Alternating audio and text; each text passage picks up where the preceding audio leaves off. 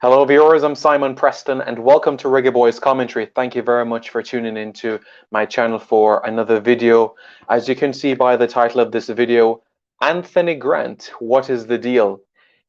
Now, I have discussed on this channel numerous times about if there was one area on the field that I feel that we desperately needed some attention going into the qualifiers, and still an area that I have concern with, it is the area of defensive midfield. And this is by no means any disrespect or excuse or me pushing aside Kevin Lambert or Joshan Anglin. For those of you that have been watching my channel for the last 4 or 5 years would know I am one of Kevin Lambert's biggest fans. I honestly feel that this player is ready for the European game. I've said that on this channel already. I feel that he's already accomplished what he has set out to do in USL, and I feel that he's better than whatever holding midfielder is in that league right now. From the moment I saw this guy in Martinique in the Caribbean Cup in 2017, I know this guy was ready for the international game at holding midfield. Not centre half, but at holding midfield. And for me, I still have Kevin Lambert as an understudy at holding midfield to whoever it may be that might be taking the field for Jamaica heading into the World Cup qualifiers or the Gold Cup. And let's be quite realistic, right? We're not going to see Isaac Hayden at the Gold Cup. Let's be realistic. He's injured and he's going to sit out the remainder of the season. He's going to need a couple of weeks for rehab. He's going to need preseason training. He's going to have to get match sharpness in preseason games. So he's not going to be ready for the Gold Cup. And that is the absolute reality. So best case scenario, we're looking at the World Cup qualifiers before we even see a Isaac Hayden in the team. Kevin Stewart also has an injury, so it is possible that we're not going to see Kevin Stewart play for Jamaica heading into the Gold Cup. Like I've said before, I'll say it again. Daniel Johnson is not a holding midfielder. Can he play deeper? He can. He has the ability to do so, but is he the best available player for us that can play that position? The answer to that is no. And that is by no means a disrespect on Daniel Johnson. Daniel Johnson's best position is either in that number 8 or that number 10 position. If you look at what he does for Preston North End, look at how he plays, where he plays. I love his distribution from deep. And we saw that against Saudi Arabia. We saw that he put in 2 decent, sturdy performances for us. And I'm quite content with that. I am quite content with that. But if you want to get the best out of a player, you play him in his most natural position, depending on the scenario as well. Sometimes a player might have to play another position. And we know exactly why as well. There's going to be injuries. There's going to be suspensions. Players are going to catch COVID, especially those that haven't taken the vaccine as yet. So those situations will arise. And it's just the reality of the situation that we face. So Daniel Johnson, for me, unless he's the number 10 or the number 8, I think there's more to his game, more to his ability than being that guy that does the dirty work. Use your assets to good use. So now that we have gotten that off the table, Anthony Grant. Anthony Grant. Who is Anthony Paul Sean Andrew Dover Grant? Who is he? Yeah, I know. I'm of 3 middle names like me. I should show you. See, my driver's license, it takes up 2 lines just to accommodate my name. A passport, it takes up 2 lines to accommodate my name. Even my university degree, they left off one of my middle names. It's fine though. It's fine. It's fine.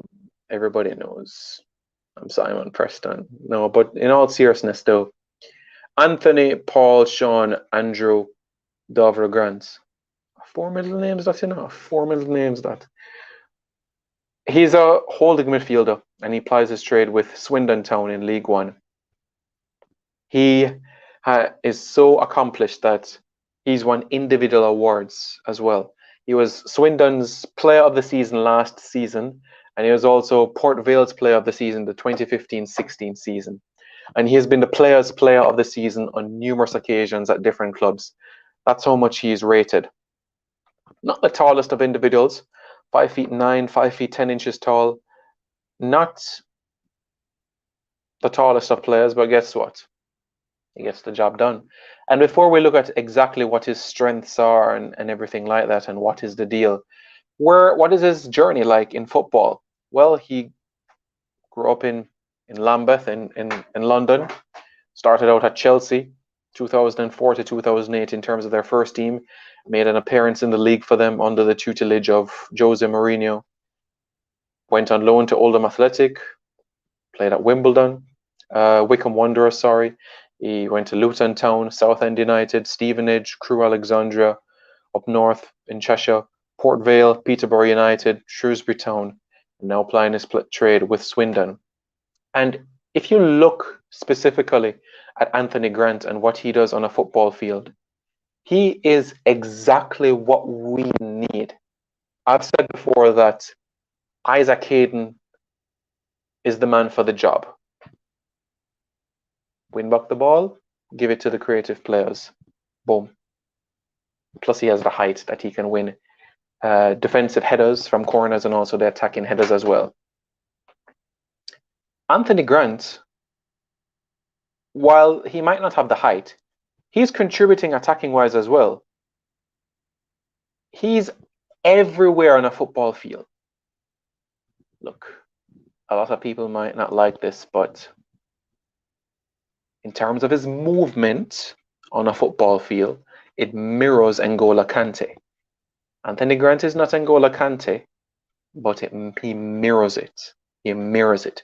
Breaks up the play well, combative player, and opens up opportunities for the opposition for his team and the more creative and attacking players to move forward. And that's exactly what you need of a holding midfielder. Break up the play, give it to my more creative players. Break up the play, give it to my more creative players, or recycle possession.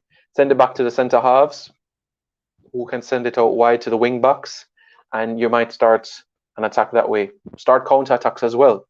Take the ball from the opposition, give it to the more creative attacking players, and just like that, that creates more goal scoring opportunities for Jamaica. Now, isn't that something for us to look forward to? So, what about you could say, is there any limitations to his game? Honestly, the only limitation I would say to his game in particular is at times he might pick up a yellow card. But am I willing to take that risk? Absolutely. Because I know exactly what I'm getting from him. If I get a yellow, if I'm getting a dirty work and I know he's tidying things up and taking off the pressure from the goalkeeper on the back four or back three or back five, depending on the game, then I'm fine with that. If he gets back-to-back yellow cards, then look, it's going to be worth it for me. And I trust Kevin Lambert to come in and do a good job. So, what is the deal? What is the deal for Anthony Grant? Well, I had a conversation with him on the phone a couple of minutes ago, and this guy is willing, able, ready to represent Jamaica. This guy is on the island every single year. Every year he's in Jamaica. He was even here last year when the pandemic broke out, you could say. He was on the island last year. Yeah. Anthony is, people are going to say, oh, he's 33 going on 34. Oh, he's playing for Swindon. Where was Nyron Nosworthy playing when he was playing for Jamaica? Watford, Portsmouth, Dagenham and Redbridge. Yeah, that's right. Where was Joby McAnuff playing when he was playing for Jamaica?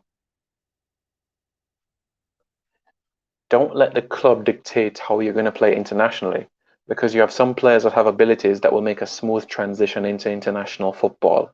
So don't judge the club. You judge the player. And how Anthony plays for Swindon, it will be a smooth transition into the national team. Whether he is a single pivot, the only holding midfielder, or he's partnered beside Michael Hector or Kevin Lambert.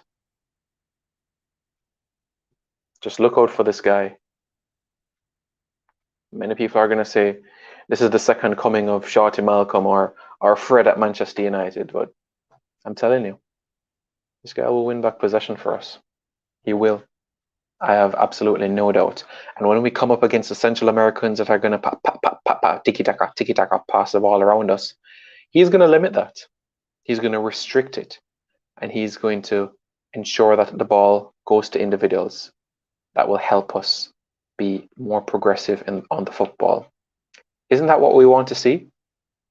Well, it's certainly what I want to see. And I hope that that is what you see as well. Don't take my word for it. Watch him against Portsmouth on Tuesday at 12 noon Jamaica time. And let me know your thoughts about it. Let me know your thoughts about it. Because Anthony Grant, who can also play as a centre half, has exactly what we need. He's a player that can make that difference, because at the end of the day, goal difference might come into play. And if we concede less than the opposition and have the same number of points and have that better goal difference, we're going to be the ones that are going to be heading to Qatar. I promise you. It's going to be something worth remembering. It will be. He's already in an environment with Jordan Garrick and Joel Grant. And let me tell you something. And Dominic Thompson. And Ezekiel Frias. So, it's going to be great. Look out for it. So Reggae Boyz fans, let me know your thoughts in the comments below. Let me know your thoughts about Anthony Grant, if you're excited about his news about being willing, able, and ready to play for Jamaica. Let me know your thoughts in the comments below. And don't forget to subscribe to Reggae Boyz Commentary. Take care, everybody.